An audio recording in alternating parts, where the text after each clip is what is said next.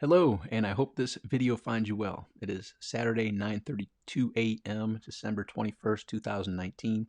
Got back from my morning walk and felt inspired to write a little bit, so I posted something on The Simplifier at thesimplifier.com/life-lessons. And I'm just going to read it here just to get me in the flow and prepare for some upcoming knowledge that I'll be sharing here. But I wrote this, and hopefully it impacts you and inspires you. As we come to a close of 2019 soon, it has had me reflecting a lot more than usual. Maybe it's because it's due to it not just being the end of another year, but also the end of another decade. On this morning walk, I began laughing out loud as I was reflecting on this past decade, the unforeseen challenges that shook my entire existence numerous times. Generally, it happened each time when I felt on top of the world. Then wham, out of nowhere, a life-changing situational change. How about you? Is it just me, or have you experienced a few interesting, unexpected challenges this past decade? Rest easy, my friend. You and I are not alone. Chaos is a part of this recipe we call life. Cool part is, I'm still here, as are you. I just took a sigh of relief as I was typing that. Let's do it together. A deep breath in. 1, 2, 3, 4, 5. And a deep breath out. 1, 2, 3, 4, 5. I had a close friend of mine many years ago say, my goal is to be here next year, which at the time seemed like such a low bar to aim for and was a bit ridiculous to me at that stage of my life. Now it makes absolute sense. With the formidable opponent and partner that life is, it continually pushes us out of our comfort zones to continuously learn and grow. Think about it. How boring is it to play a game over and over against someone who doesn't challenge you one bit? Sure, the first time we'll revel in the victory and maybe give them a second chance. But after a blowout on the second time, very few find it exciting to try for a third slam dunk victory. We love the challenge of a worthy opponent. Think any professional sports athlete or team. They wouldn't be pumped about playing a high school team that they could easily crush.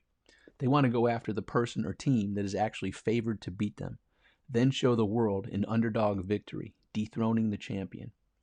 So are the levels of life. Like Mario Brothers or any other video game, level 1 is a warm-up. Level 2 is significantly harder and has new challenges to overcome. Then level 3 once again throws some seemingly impossible surprises and challenges your way that you put thought and strategy into, and after failing over and over again, you finally crack that code once, then fail a couple more times, then nail it and beat it every time, hence moving you to level 4, which makes level 3 look like child's play. And on it goes. So is life, a worthy guide, continually pushing us out of our comfort zones, many times unexpectedly, into each new level. Think about the problems you were dealing with and facing 10 years ago, and the person you were then. You did the best you knew how with the knowledge and experience you had at the time. Looking back, there may be some choices you can see which, from today's perspective, with new knowledge and experience, can make you think and feel, what was I thinking? You're an entirely new being today, 10 years later. The old you is completely gone. What used to be fun to you now bores or sickens you. What used to be important to you may be absolutely ridiculous to you. 10 years from now, this process will be the same. You will be a much wiser, mature person who will be significantly different personally and professionally than you are today. That said, I felt called to record this video, which I'm going to break from writing to go record live now, then post the replay afterwards here to share some of the lessons I've not just learned this past decade, but throughout my entire life, which not only has been discussed numerous times with my children, but can live on to remind them as they go through this upcoming decade to reflect upon. Plus, you may find some value in it as well. I may recap a few of the lessons shared in the video on that blog post, or I may not. We'll see how it unfolds. Make today great, Tom Beal. P.S. Feel free to leave your comments about what stuck out for you as some of the important lessons, and share some of your biggest lessons that you feel are worth passing on to your children and future generations. So that's what I felt called to write down, record via writing when I got back from my morning walk. And here we are discussing it. So what are some of the key lessons looking back on my entire life? First of all, just to give you a brief recap of who I am and the setting of where I began this journey. I was born to teenagers, 17-year-old mother and 19-year-old father. Lived through both my parents having 4 divorces and 6 marriages as a child. Went to 9 different schools by 8th grade. On and off welfare as a child. Massive poverty that I grew up around for most of my childhood. And there was massive adversity. There was in my family unit alcoholism, abuse, neglect, and a whole bunch of other stuff. And I'm not saying all this to say, look at me, woe is me, I had it worse than you. I'm saying that just to share. That's one example, and there's 7.5 billion other examples of adversities and challenges that we each grew up around. We all had stuff, regardless of what race, what religion, what political background, what wealth our family had or didn't have. We all had stuff. And that's just part of that element of life as well. So one of the first lessons is everybody is going through something. And there's that old story, which is a very important story. And I'm always shocked to hear that some people haven't heard it. And for those who have heard it, it's always a good reminder. And the story goes like this. If I and you and 100 other people in this one room were to throw our problems into a pile, and let's just say the problems are represented by a shoe. Like we throw our shoes into the pile, which are our problems, our biggest problem, our biggest challenge.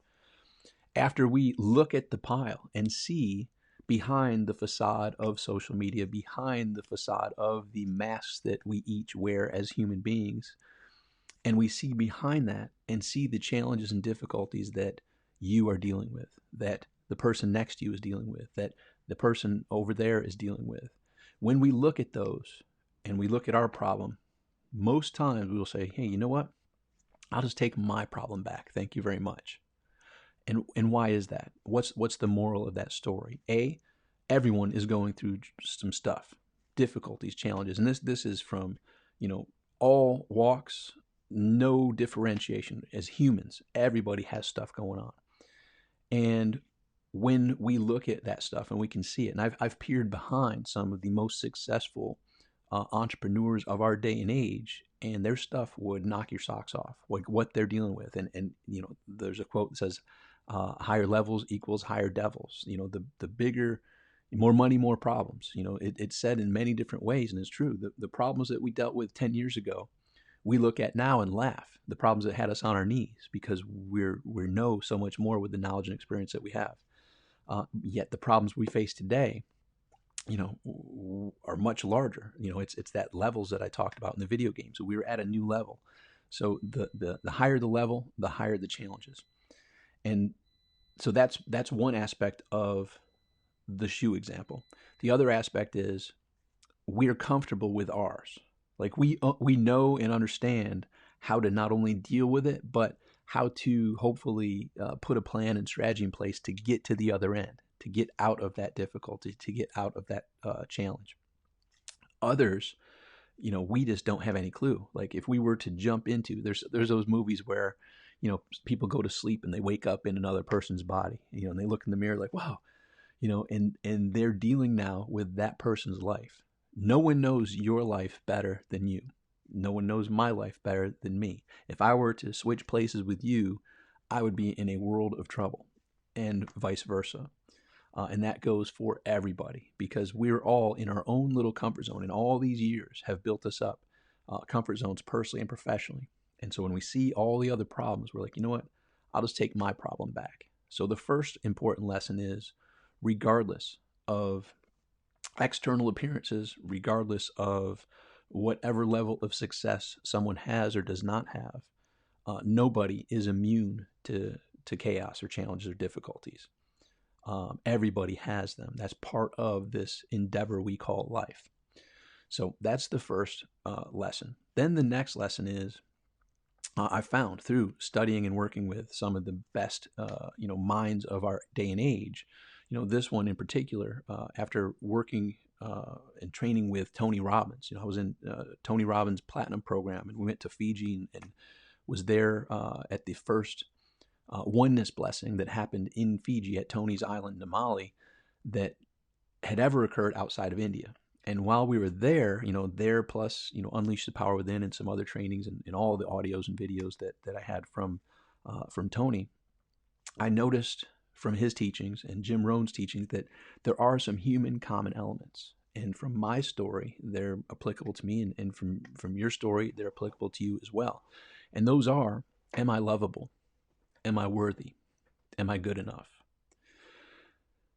And that's a common thing built into each of our DNA. And in many cases, our childhood, there's examples that we remember subconsciously and sometimes consciously that prove to us that we weren't lovable, that we weren't good enough, that, apparently we aren't doing this right.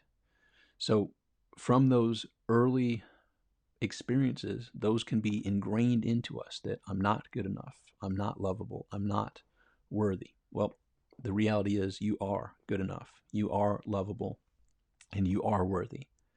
And knowing that, we can look at other people, and instead of looking at it from the lens of, wow, they got everything figured out, or man, if I only could have their life, we can look at them and see like, whoa, if they can do it, I can do it too.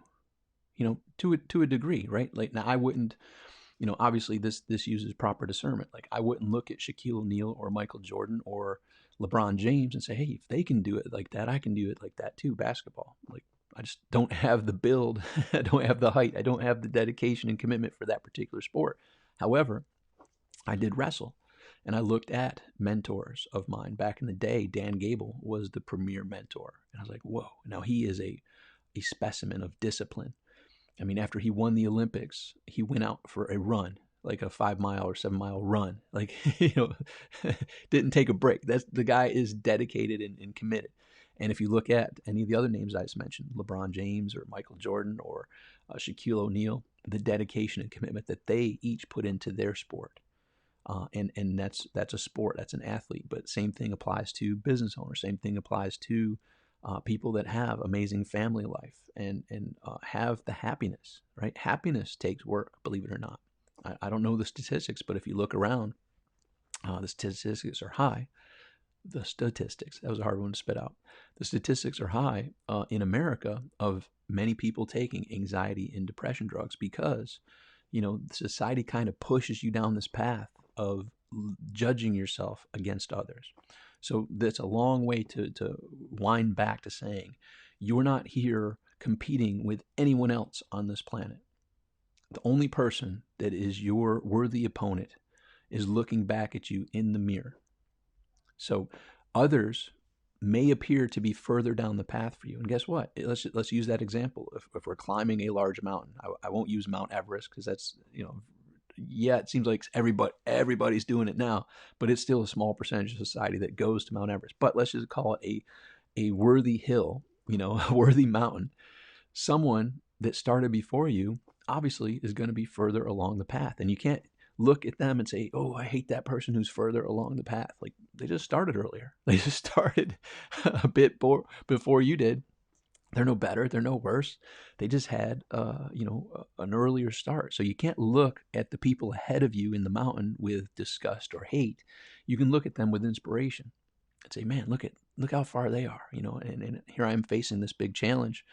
I know I can get through it. Like, look, and then the great part is, on my morning walk, for instance, I see people of all different shapes, sizes, ethnicities, etc. And it always inspires me when there's a very large person who's out there jogging.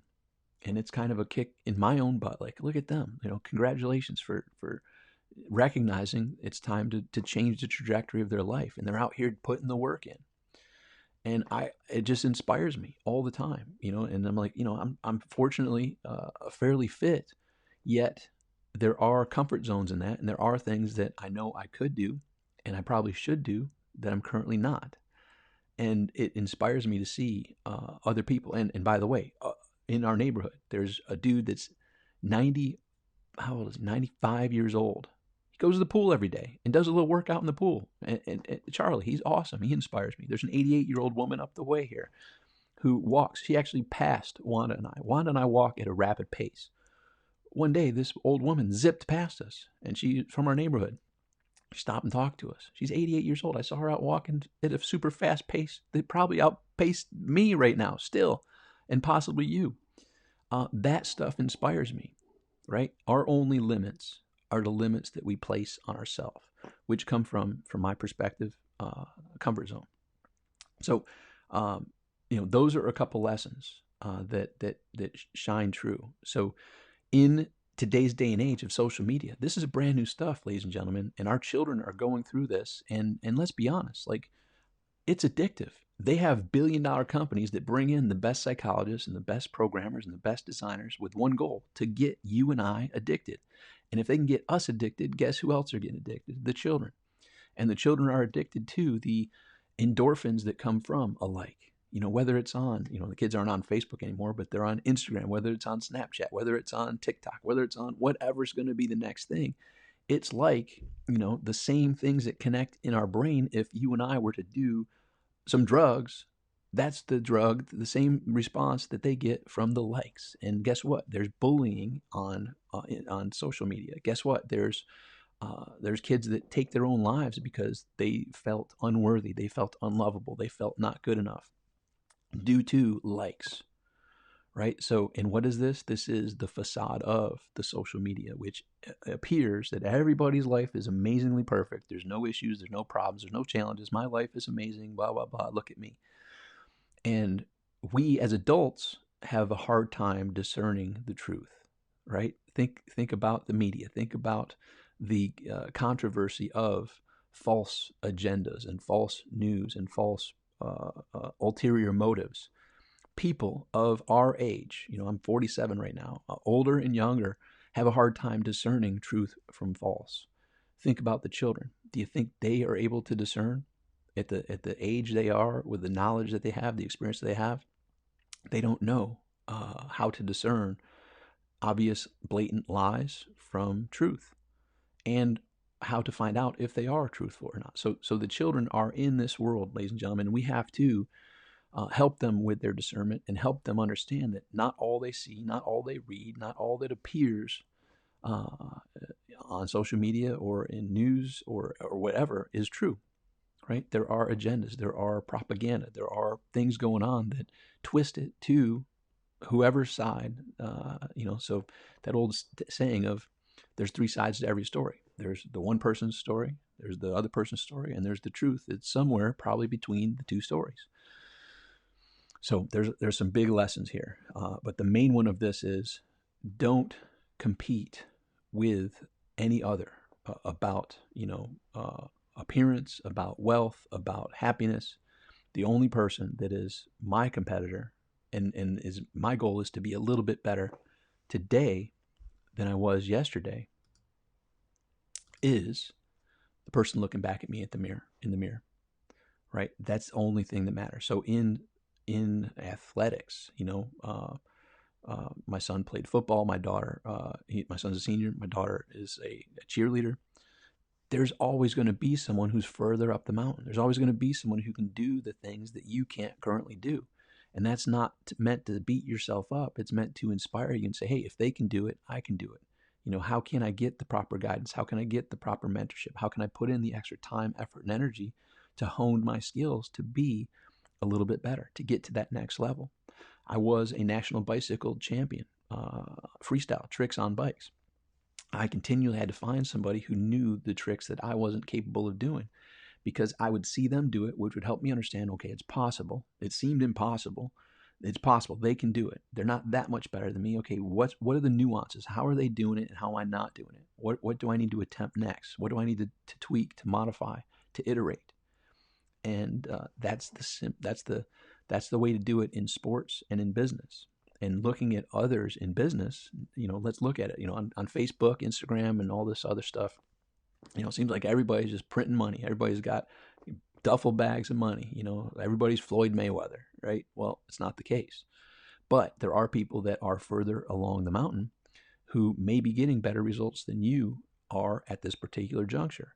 And similar to sports, the more you can get close to that person to have their, ideal situation is their personal guidance. But in today's day and age, you can get videos, you can get audios, you can get books, you can get reports, you can get behind the scenes data that never has been available in the past, is now available to you today if you're curious. So become curious.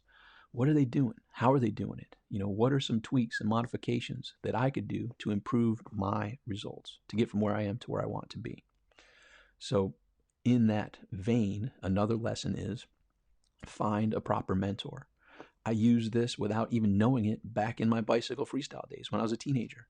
I couldn't do these certain tricks. That person could. Hey, can you teach me how to do that? And I had some wise words come back from another teenager. He's like, well, I can understand you want to do this trick, but this is an expert trick and you're currently a novice. So you can't go from the novice to the expert trick. Of course, everyone wants to do the expert trick, but you first have to learn this basic trick. And from this basic trick, learn this basic trick. And then this basically from level 1 to level 2, level 3. I wanted to do the level 4 trick when I was at level 1. And the wisdom of this teenager is like, well, of course you want to do this trick at level 4, but it's impossible for you at this current state. You need to learn more level 1 advanced tricks to get to level 2 to 3 and then 4.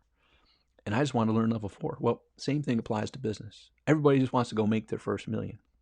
How much have you made so far? Nothing. None. Okay, great. Just like that teenager. Well, is it possible? Well, kinda. Is it probable? No. You got to go first. Earn your first 100. Earn your first 1,000. Earn your first 10,000. Earn your first 25,000, 50, 100, etc. And gradually you get it, and you go, just like in the tricks on the bike, to the next level, the next level, next level.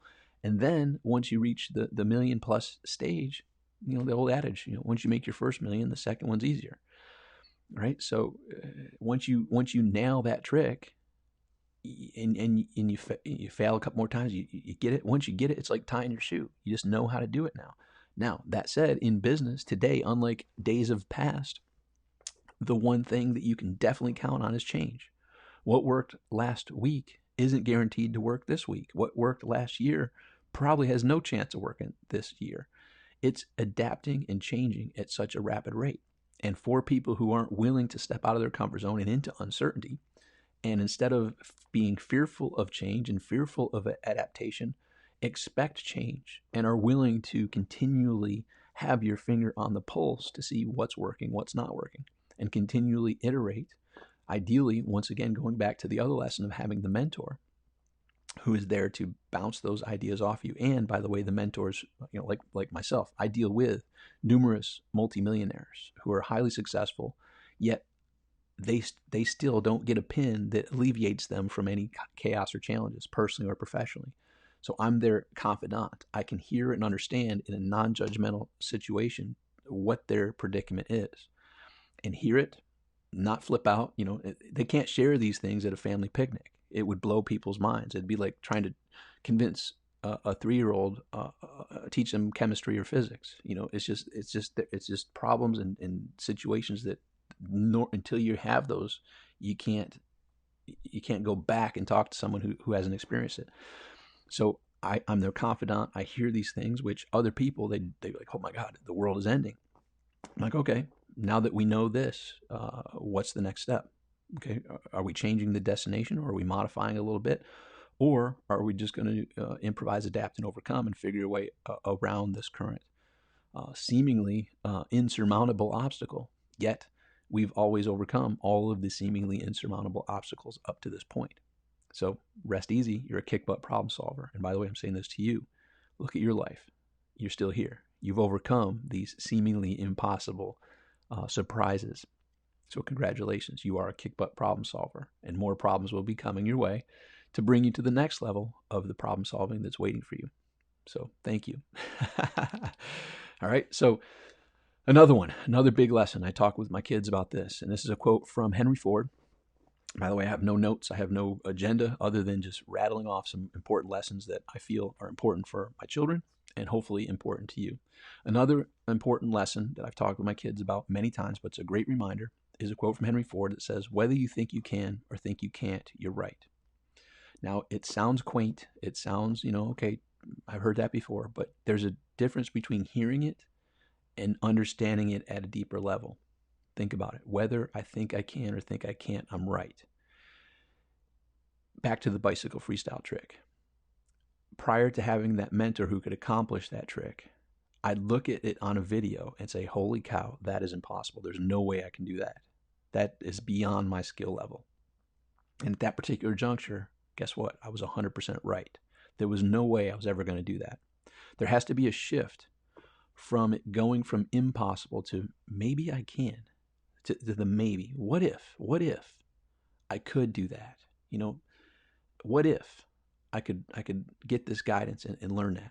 So there it goes from there's no way that's possible to me to the what if, and maybe it has a chance, to having that mentor. Oh, not only does it have a chance, I'm going to show you how to get to it very quickly.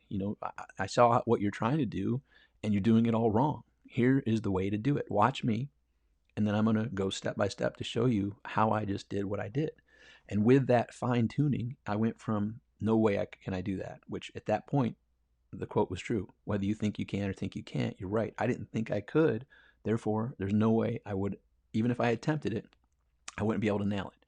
To having that glimpse of hope of maybe it is possible for me. What if this person could show me step by step and I could actually pull this off, and then that translates to business as well. And once you go from there's no way to maybe there is a way, and you have that mentor, that guide pointing you step by step on that journey, you'll wake up one day and attempt it again after failing. It's fail forward fast, right? How can I wanted to do this. The easiest way to learn that trick is to have that guidance. Okay, I see how it's done. I'm going to attempt it. Boom, it's going to hurt. You're going to hurt your arm, your leg, your finger, your hand. Something's going to hurt when you fall. But you get back up on it and you try it again. And each time you iterate and do it a little bit different. Then finally you hit it one time. And you're more going to be quick to hit it when you have that guide. And once you hit it once, it clicks, aha, I can do it. Whether you think you can or think you can't, you're right. Now I can do it. And you'll and this is from my experience in the bike ride, you'll fall a couple more times and you'll hit it again the second time. Then it's like boom, right after that, the third time, fourth time. Then it's ingrained like in your mind, like I couldn't do it, now I can. And now it's like, what's next? And that's a continual progression of those levels we talked about a little bit earlier. That's it. And so that quote is so powerful. Whether you think you can or think you can't, you're right. Now I'm laughing in my mind. I remember a few Christmases ago, actually, my son got this, and by now he's how old is he? 17. My son got a Nerf gun that had a pump, and Daddy, I can't do it. I said, oh, okay. Well, what's that one quote that we talk about? And this is probably 10 years ago, so 6 or 7 years old. And he's like, which quote? He's like, whether I think I can or think I can, I'm right. Like, yeah, well, you just told me you can't do it. He's like, well, that means I won't be able to do it. What if I think I can? I was like, I don't know. Do you think you can? Yeah, I think I can. Okay, we'll give it a shot. And he pumped it and did it. I thought I could, and I did. This works. Well, ladies and gentlemen, that's a small example of this. If you think you can't, you have to find something that can bridge you into maybe it is possible for me. Maybe it is. What if it is possible for me? What if? That's no magic sauce. What if it's a simple recipe that if I follow the similar steps, I'll get a similar result? And bridging from thinking you can't to maybe it is possible is all the difference. Then with that guide, so mentorship is the next secret. Without mentorship, holy cow. Could I have figured out those tricks on the bike? Possibly, but probably not. And I'm thinking back as I say that because at the time when I was learning it, it was in BMX Plus. It was in Freestyle Magazine. We see pictures, and a picture captures that moment. I'm like, what the heck? How is that possible? And then there became a couple underground videos that came out. Oh, now the video, I can see how they got to that point. It's not even what I thought. Like in my mind, how they got there was totally different from the video. It showed me how it unfolded, right? So a picture, and in business, this applies. Man, how do they get those results? You don't see behind the scenes. You don't see the engine and the time and the effort and energy that it took to get those results. You just see the results. Think of it like this. Think of it like a gymnast, an Olympic caliber gymnast who goes out there on a floor and just tumbles and does these things and performs this magic. And in our minds, we are in awe. Like, holy cow, that minute was unbelievable. I didn't know the human body could do that.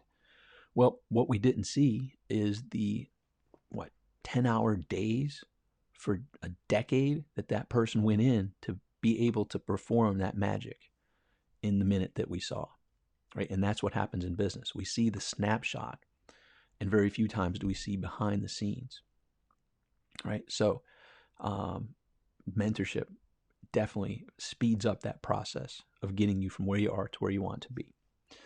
All right, what are some other ones? Some other important lessons.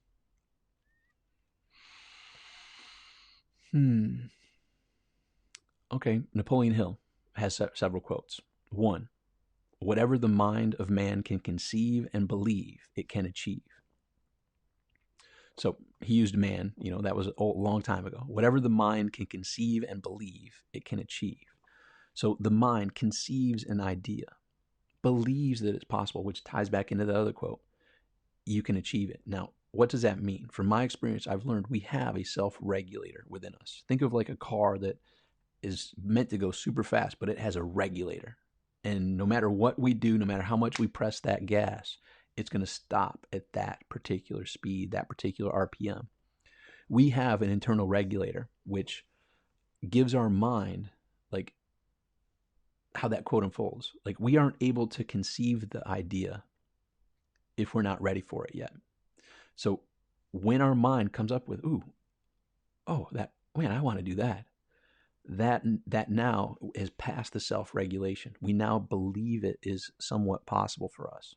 So whatever the mind can conceive and believe, it can achieve.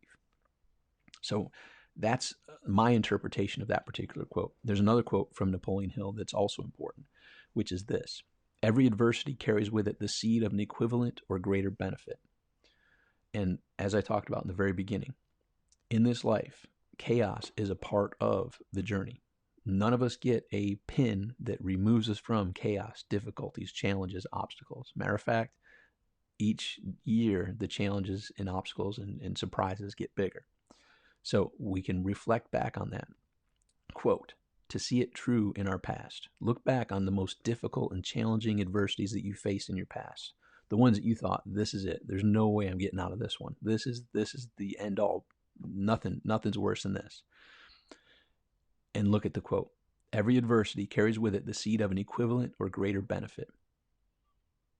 So the bigger the adversity, the bigger the benefit that's waiting for you in time. So I can look back on some of the biggest adversities that I face in my life and go back to them now and thank life for those adversities. I wouldn't be who I am today if those adversities didn't teach me the lessons that were waiting for me now. I wouldn't wish those adversities on anybody because they were extremely challenging. Yet from those came the lessons which have molded me into the person that I am today. And the same is true for you. And you may look back as I do and say, man, thank God for that adversity. That led to the path. There's a quote that when I think of some of my big adversities, the quote is this: if you want to make God laugh, tell her your plans. I had plans and was on a certain path. And then those adversities not only stopped that path, but put it on a whole different path that was definitely not anywhere near my plan. And maybe you can reflect on that as well and see that to be true for yourself. So those are two quotes from Napoleon Hill that I think we'll close it out with. It was just unplanned, no paper, no writings or anything like that, other than just having a laugh on my walk back from the beach this morning that led me to writing that blog post and then recording this video. And the other part was Wanda had some stuff to do out of the house today. So, Wanda and I normally would go on a moped ride and do some stuff. I felt, you know what? It's time to put this into writing and put it into video. These are some of the important lessons. Obviously, there's many more, but I felt called to share them. And I would be interested to hear what are some of the lessons that are most important for you on your journey. Well, I guess I'll throw in one last lesson, and this one is quite important, and it just struck my mind. Regardless of how long we live individually, this life, this journey is brief. This is like a trip to the amusement park. We came from Many people have ideas where we came from. My belief is we chose to come here. We chose to come to this amusement park. We chose our parents, the energies that our parents had, the circumstances that would unfold to bring us to this day and age. And prior to us doing that, there was like a council that was like, "Are you sure? You're in this realm and you think you can handle it. That's a lot of stuff on your plate. Are you sure you can handle it?" "Oh yeah, I got it. I got it." We're very optimistic in that realm. And then in this realm, we're like, what did I sign up for? Holy cow. Kind of like me when I was in boot camp in the Marine Corps. Like, holy cow, I signed up for this torture, like 3 months, and ended up being the guide, and ended up being the honor man of my platoon. They graduated on April 2nd, 1993. Platoon 3028. And so we chose to come here at this playground we call Earth.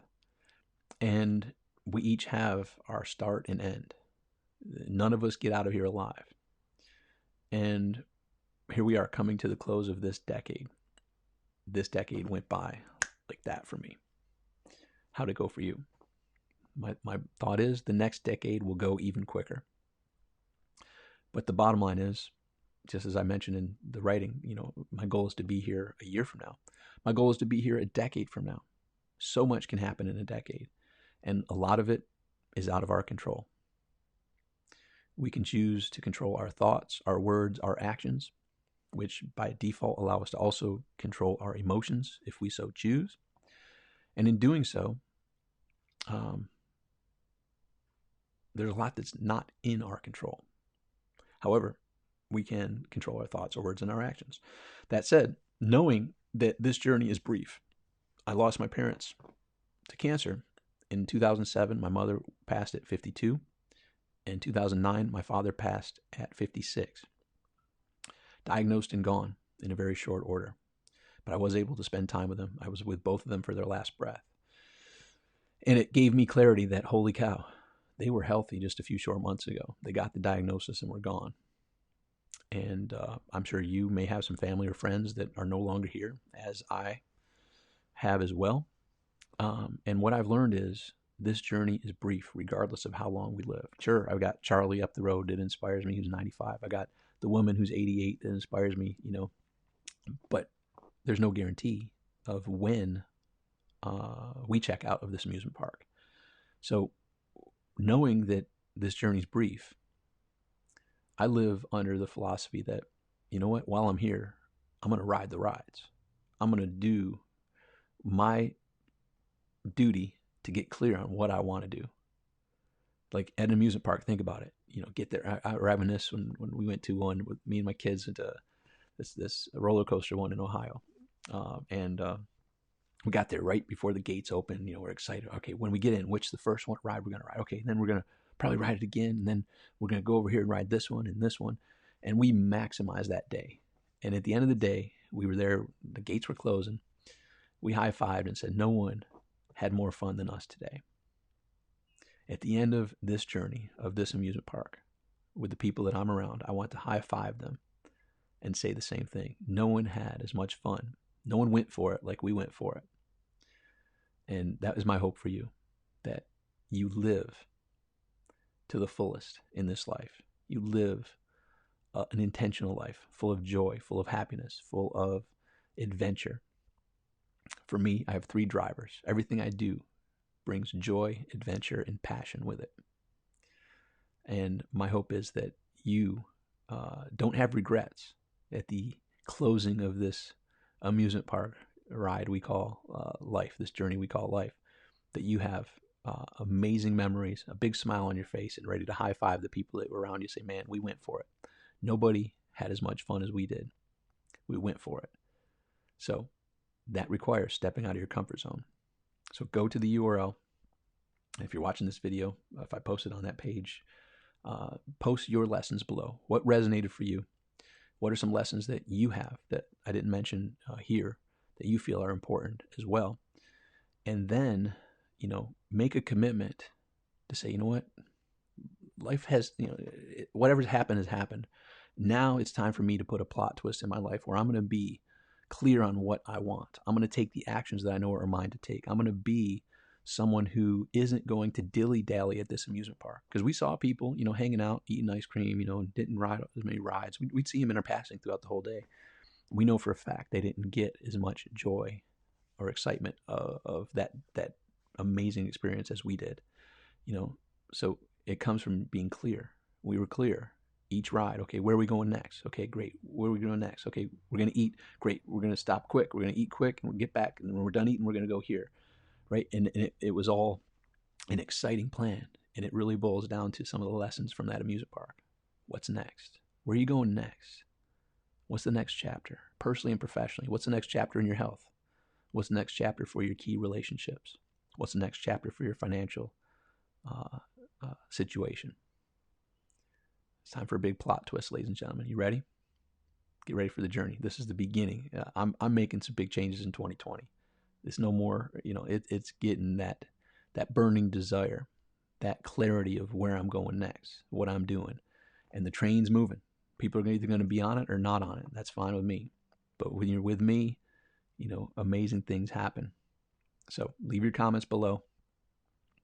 And I look forward to seeing them. And I look forward to continuing this journey at this amusement park. It's not closed yet. Here's to your best year yet in 2020. Your best decade yet in the Roaring 20s. Think about it. The Roaring 20s back in the Great Gatsby days. It's now 2020. Pretty soon. The Roaring 20s for you, for me. And whether this past decade has been a life of survival and struggle, here's to a life of thriving in 2020 and beyond. You ready? Strap your seatbelt on. It's going to be an awesome journey. Talk with you soon. Look forward to seeing your comments. Make today great.